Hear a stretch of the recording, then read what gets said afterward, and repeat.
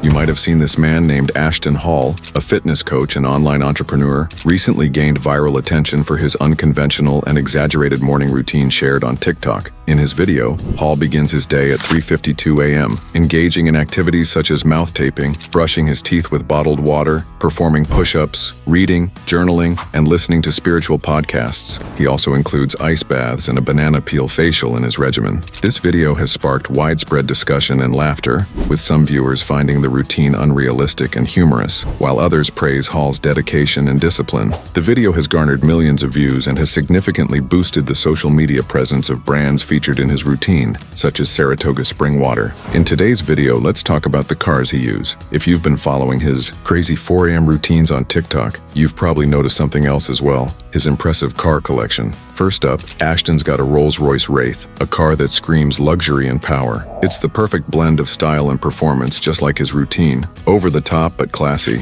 He also rolls around in a Mercedes-Benz G-Wagon, a ride that matches his bold personality with its rugged yet refined look. But that's not all. He's got his hands on a Lotus Emira, a sleek, performance-focused sports car that adds even more excitement to his garage.